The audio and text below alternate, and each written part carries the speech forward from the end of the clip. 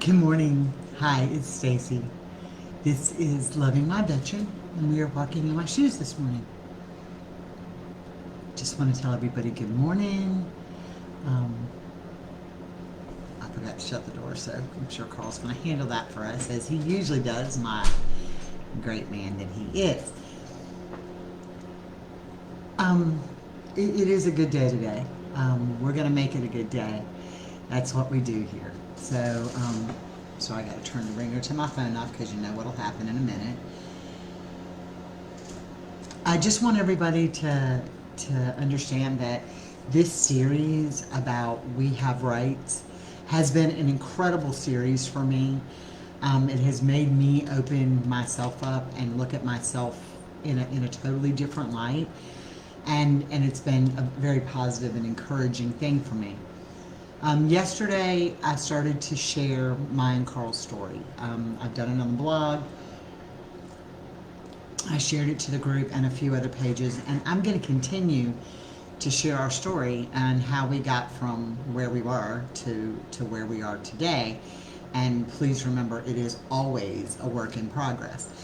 So I encourage you, if you have good stories to share, bad stories to share your stories. Other people can so learn from our stories and our journey. So if you have them, please share them, because it's important that we learn to share our stories. So today is, you have the right not to make excuses or give excuses or reasons for your choices and your behavior. Okay? You do not have to justify your behavior. You do not have to justify your reasons. You do not need to make excuses for any of those things. We have the right to make a choice, behave a certain way, without having to give excuses for that. That is our right. It is something we have as human beings.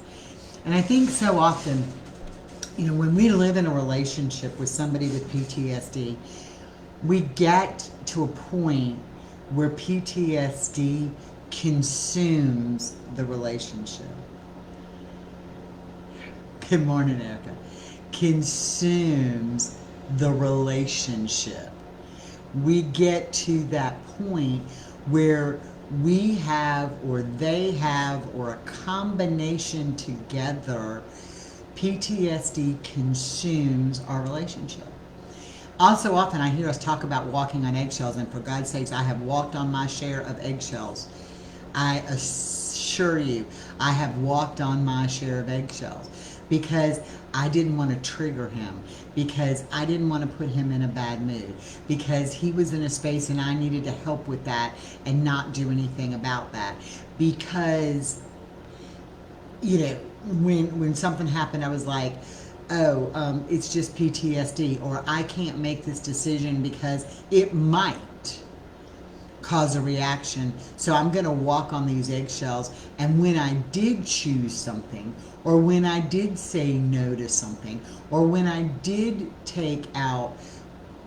put out my reason for why I didn't want to do something or wanted to do something, I always had to justify it. I always felt like I had to justify it. Well, I'm sorry I didn't do the dishes last night, but I was really tired.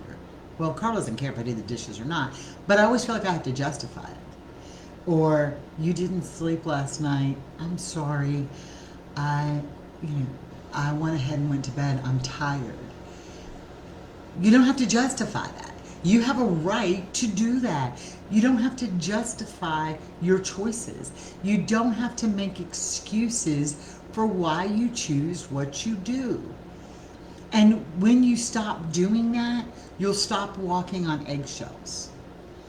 Now, does that mean that you intentionally trigger your veteran? No, it does not. I know there are certain specific triggers that trigger him. Yelling would be one of them. I know that, and I've said this before, that when he's sitting somewhere, if I put my arms around him kind of it's hard to see in this, but like this, and like one on the couch and one on the back of the couch and one on the arm, if I do that, he feels trapped, and that's a trigger. Okay, so I don't have to do that.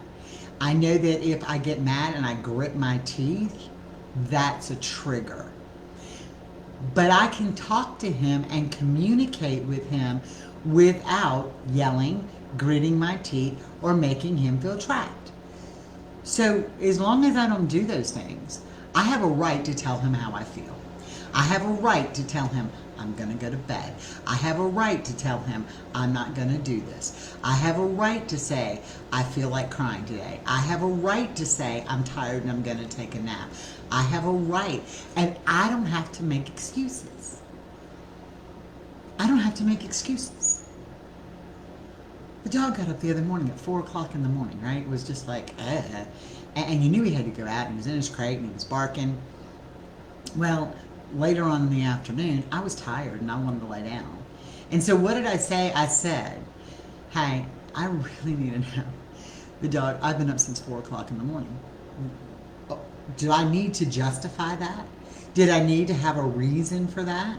Why can't I just say, hey, I'm tired, I'm laying down? Just like you can. Just like you can. When they say, hey, you need to do this, this, this, and this. I don't. I'm tired. Or I'm going to go have a cup of coffee by myself. You have that right. You don't have to justify it. And we find ourselves justifying and making excuses for everything, and not just with our veteran, in our lives. How many times have you said something to somebody about the way you feel, and you start off the conversation with, I'm sorry. I do it all the time. I'm sorry if this offends you. Well, I have two choices. I either need to say what I'm going to say, or if I'm afraid it's going to offend them, then don't say it. That's my choice. But I don't have to make the excuse. I don't have to justify how I feel. I don't have to do that. And we get in a habit of doing that. And then we don't understand why people in general treat us the way they do, like a doormat. I'm not just talking about our veteran. I'm talking about everybody else in our life treats us like a doormat because we're not confident. We apologize and think we have to justify our actions.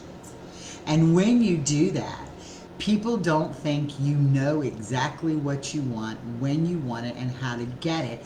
So therefore, they walk all over you like you're a doormat.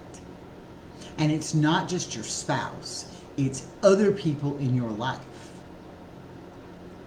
It's other people in your life. I have 2 grown children. I used to let them call me anytime they wanted to, day or night. They still can if it's an emergency. But I'm no longer, and when they would call me like after 9, because Carl and I really do like our time. It is important for us to have our time. And I used to tell them, I'm sorry, but I'm watching a movie with Carl. Or, I'm sorry, can we talk about this later? Now I don't. I'm like, when they call, I'm like, hey, what are you doing, Mom? I'm busy. Is this an emergency? No, ma'am. Can it wait till tomorrow? Yes, ma'am. Then I'll call you tomorrow. I don't have to make excuses. I don't have to justify what I'm doing. And what I found was when I would talk to my children at night like that, I'd look at Carl and say, I'm sorry, but it's my kids. Okay, so again, I'm apologizing for my behavior. If my children call me and I want to speak to my children, I don't have to apologize to him for that. I just need to talk to my kids or my mom or whomever. And saying I'm sorry always puts us in a place where in people's minds that we're not strong enough to stand up for what we believe in. That we're not strong enough. So then we don't understand why our veteran belittles us And the veteran belittles us when he's having a PTSD moment because we've set ourselves up for it by not standing our ground and say, we start every conversation with, I'm sorry. Or we start every conversation with an explanation for why we're doing what we're doing. And then we get in this habit with our veteran, with other people, that we have to justify what we're doing to please somebody else. So if we have to justify what we're doing to please somebody else, then they don't want to please us because we've set ourselves up for that. And it was a hard thing for me to learn. I mean, I did it in every aspect of my life, not just with my veteran. He is always running around behind me saying, will you stop with the I'm sorries? I'm telling y'all, I've learned more from him who has PTSD than I have learned in 54 years from everybody I'm in conversation with. I could be at work and come off of a 48-hour shift. And a 48-hour shift in a service that runs 80,000 calls a year is a lot of shift, just so you know. And then they need somebody to stay for 12 hours and they call you, hey, we're really short, can you stay for 12 hours? And I'm like, I'm sorry, but I can't because, and I give them this justification. Why can't I just say no like everybody else? I couldn't do that. I felt like if I did, I was letting people down, and I didn't present myself as a strong person who has a backbone and can say no. I presented myself as this weakling who had to justify why I made a decision. You don't have to do that. How often do we do that in every aspect of our life? All the time. We have to stop with that. We have to stop. We don't have to make an excuse to feel or behave the way we want. Now, I'm not saying go in and rob a bank. I mean, that's kind of a little way unjust.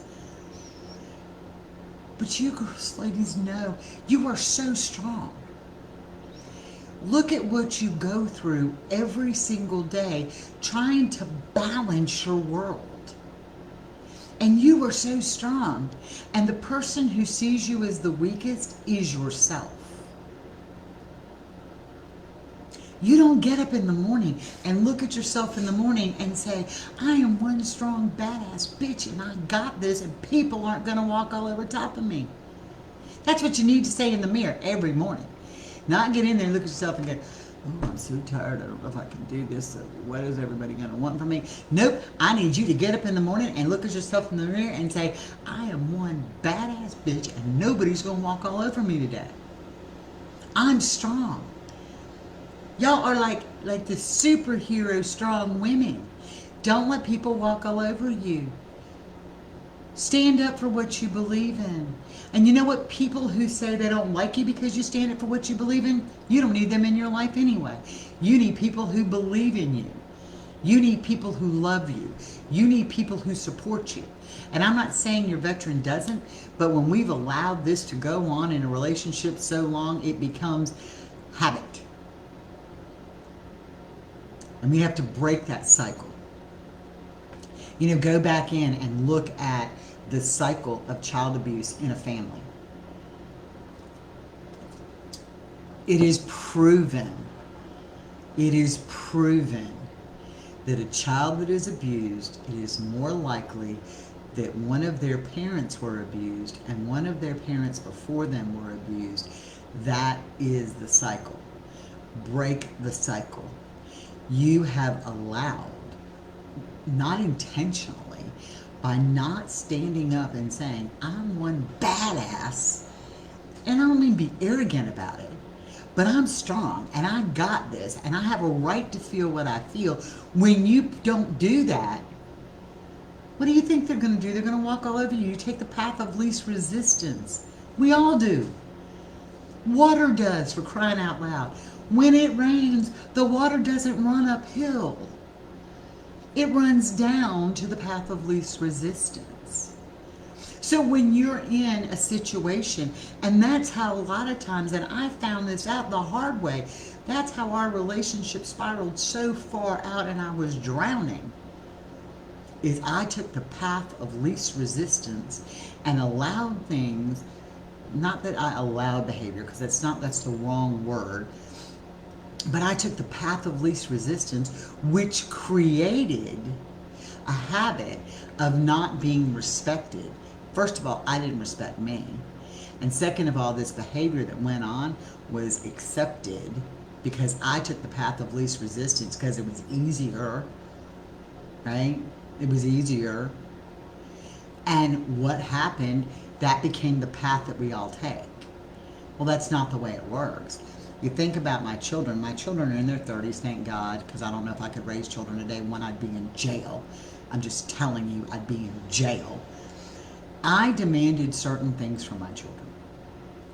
I demanded certain things from my children. When they were little, they tried me like they all do. Every child tries you. They try you to get the path of least resistance.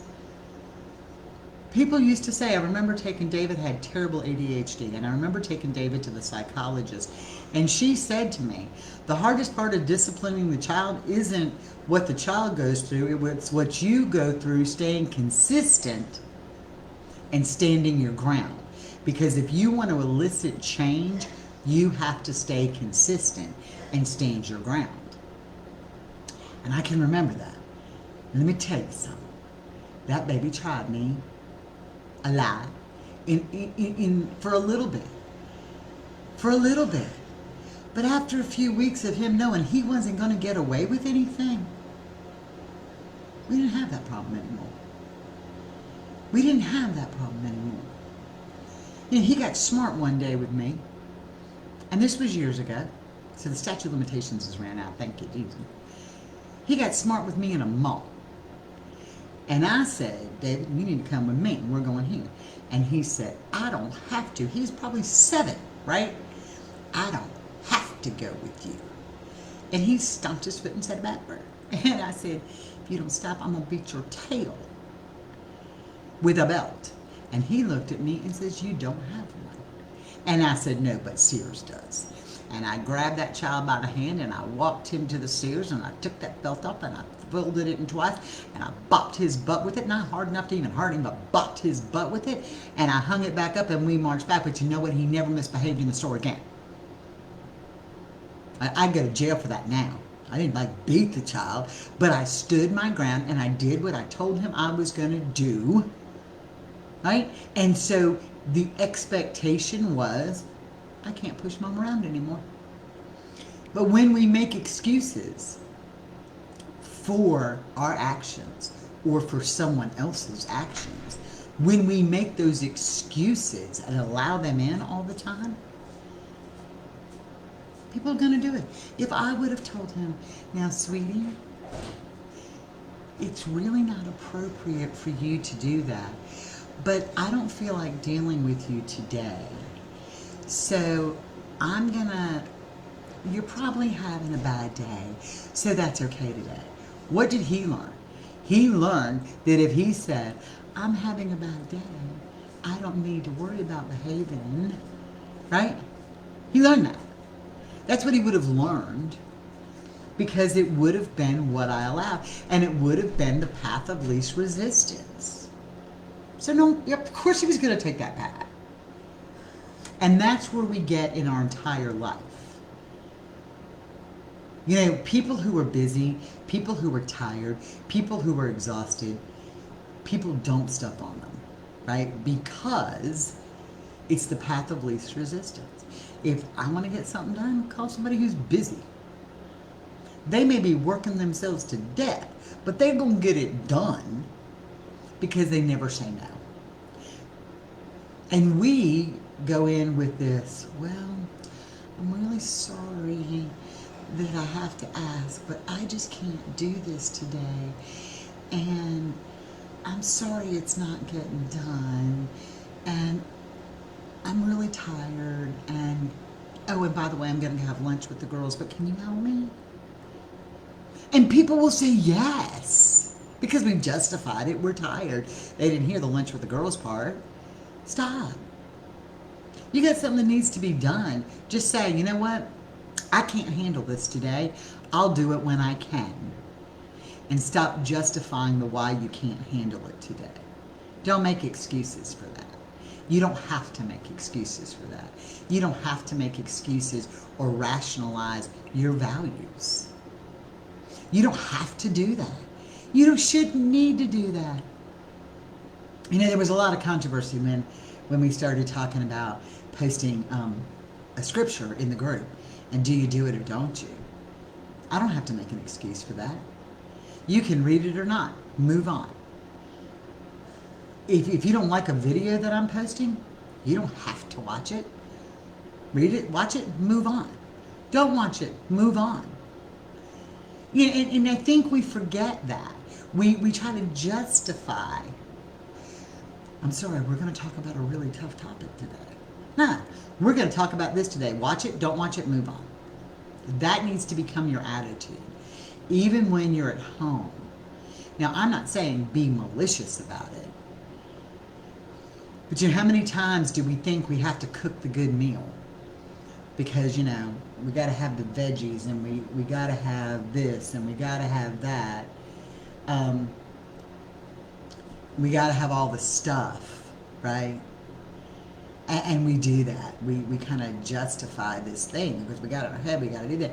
And then when we're tired or we've ran late or we do whatever, we come home and we say, I'm sorry. I know this is really what, but I'm tired and I'm this and I'm that and I can't do this. Nope. Just simply go, this is what we're having for dinner tonight. I can't do anything else. Boom. If you want something else, you can cook it. See, it takes the pressure off of you because you have that right. Be strong, be who you are, be what you need to be, and don't let other people define you. You have that right to define yourself and protect yourself. Because I'm telling you now, if you don't learn who you are, you're going to be miserable. I spent 50-some years of my life being miserable because I didn't know who I was. Because I had to figure out who I was. And I couldn't be defined by anybody else. And that was hard. I don't care. I mean, do I care how people feel about me? Yeah, I'm not going to go out and be malicious. But I'm not compromising my thoughts, my feelings, my morals, my values for anybody else. Like it? Don't like it? It is what it is. And when we learn to do that, our lives will become better. Now, I'm going to tell you this. When you start to do this, people are going to look at you like you have lost your mind. Whether it is your spouse, your parent, your friends, your children, and they're going to push you. Because they like the path of least resistance. They like that path of least resistance. But when you start this, don't stop. When you start to not make excuses and not justify what you're doing, you will become stronger. Your relationship will become better, and you won't become the pushover. Because that's what happens. And you're gonna stay true to you. If you can't be good for you, you can't be good for anybody else. We all need to kind of say that again together. If I can't be good for me, I can't be good for anybody else. Okay? You have to learn to do that. You have to learn that you have to be good for you. You have to. Because when you allow yourself to be the pushover, you become the doormat. I mean, that's what you become. Just as Nakia said, people love a good doormat. They love to walk all over you. And then you don't understand why you feel exhausted and tired and mentally exhausted and drained and you feel like doo-doo. Well, that's why. It's gonna be tough. It is not going to be an easy practice to learn. But I'm telling you, once you start and once you make that decision that you are allowed to be you, first of all, you have that right, not allowed. You have that right to be you. You have a right to have your own feelings. You have a right to have your own values. You have a right to be respected. You have a right not to be the doormat. And you have a right not to justify what you believe in to everybody else. In the words of Nike, just do it. It's going to be hard because it's a habit we have to break. It is a habit we have to break. Let me tell you a little secret about habits. If you do something for 21 days, it becomes a habit. So if you can make a commitment for 21 days to not make excuses for your behavior, it now becomes your habit. It now becomes the way you work. It now becomes the way you exist, and your life will get better. People ask me so often, they want to know how did Carl and I navigate to this change? How did Carl and I navigate to where we have real communication? How did Carl and I navigate to where the PTSD doesn't control our life? There's a lot of steps involved. There's a lot of patience. There's a lot of work. There's a lot of standing your ground. There's compromise. And compromise doesn't mean compromising your values. Compromise is you both have values and you find a spot in between that it doesn't compromise either one of them. Okay, that's where compromise comes in. But I'm telling you, from the very first day we sat down and I said to him, the very first step in working on our relationship was I was going to go to him and say, because I made my list, I'm a list maker, right? And I made my list of all the things he did that drove me crazy and what absolutely was a hard limit. And I was going to go to him. I had practiced it in my head and said, all right, let me tell you, this relationship can't go any further the way it's going. And he's never physically abused me, so let me just put that out there. But I came from a very ugly first marriage that was very violent. And my hard limit is in anger, he could never lay his hands on me in anger because, I read all this stuff and that was one of the things. So can you see me going to him, very first thing out of the door, we're having our coffee because it is a time for us. We always have coffee together in the morning. And it's a peaceful time for us. And that's usually when we talk about big issues that we couldn't resolve the day before. Could you see me going to him and saying, okay, look, this PTSD thing, I just want to tell you something. You absolutely cannot lay your hands on me in anger. Well, he didn't do that. So if I went in with that attitude, what do you think was going to happen? Shut off, defensive, blow up. I had that in my mind. That was the thing I was going to tell him. Well, I didn't. When I went to him that morning, I said, babe, I'm struggling with this PTSD thing. And I feel like I'm allowing it to kind of control our life. Okay, so that's how I was feeling. I felt like it was controlling our life. So when I said, I feel like I'm allowing it to control our life, that was on me. That was how I felt. And I said, so look, what is one thing I do that triggers you? Okay, one thing. One. Keyword, one. And he told me, and we talked about it, and he was yelling. And trust me, I'm really trying to make that a habit. This has been months and months and months in coming. I don't yell every time, and there are a few times that I do, and you know when I do because things get bad. But it has become a habit now for us when we get into it not to yell at each other. Okay? It has become a habit now. And then, of course, my thing was, you absolutely, positively will not lay your hands on me in anger, which he has never done, but I laid that out there. So once we started to work through the yelling thing, then we talked about the next thing. And I'm telling you, once you start making these steps, just to be expected, it's probably going to take 21 days of you being diligent in really trying to start to see a change. But once that first change comes, y'all, it spirals in a positive manner. It's kind of like redirecting a river. when they put a dam up because you want to make like a lake, like a really beautiful lake to swim in, and the river's going down, and you start to put the dam in and the water still spills over because there's not enough, and then all of a sudden you build that up, and then where you dammed it up, it now becomes a lake. And that's what happened with us. When we started building the little steps along the way, it became a lake. And it took a while. So don't think that you're going to go in and say, well, you know what Stacy said, if I do this. First of all, I'm just telling you what worked for me. I can't tell you what works for everybody. I don't mind doing some one-on-ones to work through that, but I can't tell you what works for everybody. I just share my story, right? And share how I'm growing, because that's all I can do. But it takes that 21 days, so don't expect it overnight. But I'm telling you, when the first change starts to initiate, you will see other things that you needed changed will be changing almost instantly. It is so amazing to watch that happen. Now, I'm not saying we don't backslide, because we do, but we're human.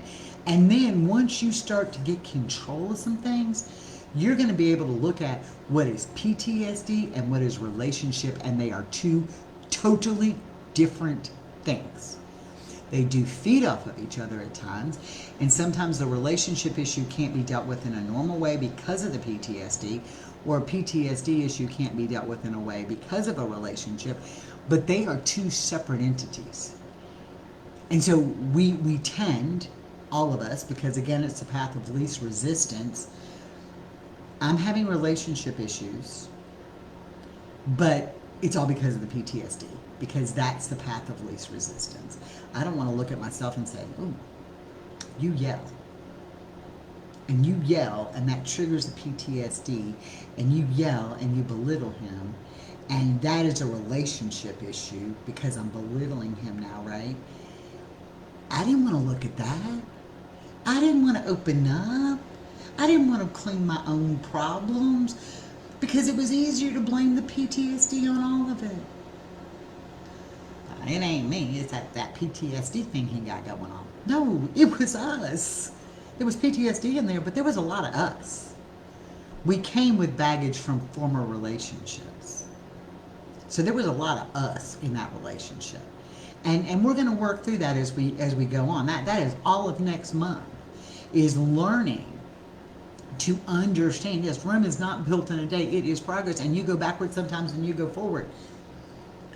And next month, we are really going to learn on working through what's relationship and what's PTSD, and how do you separate them and how do you go forward. Because we're going to do theme months, and I kind of like that because it keeps us on track. But this is where we are today. Y'all, don't make excuses. Don't justify your feelings. You're allowed to. Get in the mirror and say, I am one strong, badass bitch, and I got this. That's what you need to say every day in the mirror. You don't have to justify your reasoning. You have to be strong in who you are. You guys are incredibly strong. Look at what you've been through all of this to get to where you are. You are super strong. Don't ever forget that. Tomorrow, we're going to talk about making decisions based on our feelings. We are going to talk about making decisions based on our feelings, and that we have that right to do that. That is such a great topic. We don't have to please everybody. Great topic. So that's kind of where we are. There's a whole lot going on. I did do a new newsletter. It went out last night. So if you didn't get it, sign up on the website for the newsletter. That went out last night. Y'all know that our veterans are kind of a little on edge, and so are we. So I'm not just going to say that over the events that are transpiring and what you see on the news. So just kind of keep that in your mind as you go forward. It could be a couple of bad days. It's not personal, so don't take it that way. Just kind of roll with it. Great week coming up. We're going to talk about on Wednesday that our need for personal space and time. We all are entitled to some personal space and time. That's a tough one, but it is a lot of fun. I'm still doing a few one-on-ones. We need to get those scheduled if you want some. Y'all have a blessed day. Share your stories. Your stories matter. Your stories, successes, failures, rough times, good times, they all matter, and you're going to inspire somebody by sharing your story. So please share your stories to the group. Everything in that group is private, confidential. I don't share them anywhere without permission of the author, and Nakia has given me permission to share her stories, so they will start going on the website, on the blog as well. Share your stories. You're amazing, and you're triumph, and you're strong, and give yourself credit for where it's due. Share your stories. Enjoy your victories. I'm Stacy. We're Loving My Veteran, and this has been Walking in My Shoes. Have a blessed day.